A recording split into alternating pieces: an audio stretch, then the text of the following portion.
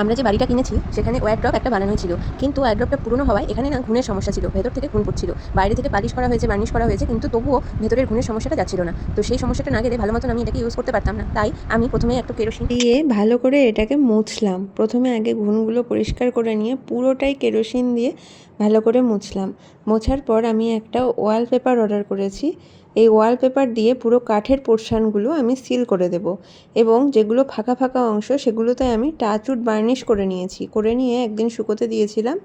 আর তারপর আমি এবার ওয়ালপেপারগুলো ভালো করে সেট করব। তার জন্য আমাকে মেজারমেন্ট করে নিতে হচ্ছে। মেজারমেন্ট করে নিয়ে ওয়ালপেপারগুলো কেটে নিতে হচ্ছে। এইটা ভীষণ সময় সাপেক্ষ কাজ। আমি পুরো সামার ভ্যাকেশনটা জুড়ে এই কাজটা করেছি বলতে পারো, একদিনে হয়নি। একটু একটু করে এক একটা র্যাক আমাকে করতে হয়েছে। আর ওয়ালপেপার লাগানো দেখে যতটা ইজি মনে হয়, লাগানো ততটাই কঠিন। বিশেষ করে একা একা একা একা লাগাতে গেলে এগুলো কুঁচকে যায়, সেই জন্য বারবার আমাকে খুলতে হচ্ছে, বারবার লাগাতে হচ্ছে। এই করে প্রথমবারটা আমি পুরো নাকানি চুবানি খেয়েছি। তারপর রেস্ট নিয়ে নিয়ে প্ল্যান করি যে ছোট ছোট করে কেটে লাগাবো। এটা যদিও এত ছোট করে কাটিনি, এটা ওই সাইডের পোর্শনগুলো, বিটগুলো কভার করার জন্য এই দিকটা লাগিয়েছি, এবং এইভাবে পুরোটা কভার করে নিয়েছি। মাঝে একটা ওয়ার্ড্রপ অর্গানাইজ করবার জন্য র্যাক এসছে, এই র্যাকগুলোও তোমাদের সাথে শেয়ার করে নিচ্ছি। বিভিন্ন রকম জিনিসপত্র রাখার জন্য আমি বেশ কিছু র্যাক অর্ডার করেছি, যা ওয়ার্ড্রপ অর্গানাইজ করতে কাজে দেবে। এই 3 রকম র্যাক এসছে, এবং সঙ্গে এসছে বেশ কিছু অর্গানাইজার।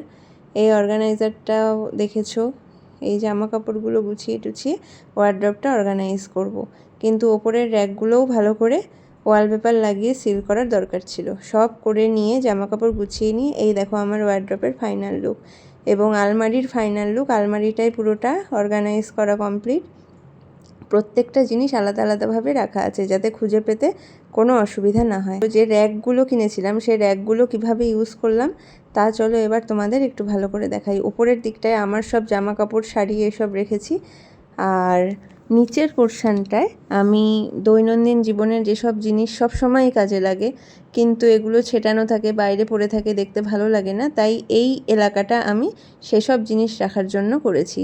যা জিনিস ইউজ করব আবার এখানেই রেখে দেবো, তাহলে ঘরটা বাইরে থেকে দেখতে নোংরা লাগবে না, আর পরিষ্কারও রাখা যাবে। তো এই ছিল আমার ওয়ার্ড্রপ অর্গানাইজ করার গল্প। এটার পেছনে বিশাল খাটনি ছিল। ঘুণের সমস্যাটা না থাকলে এত খাটনি হতো না। সামার ভ্যাকেশনের আগে থেকে শুরু করেছি, আর শেষ করেছি যেদিন সামার ভ্যাকেশন শেষ হলো।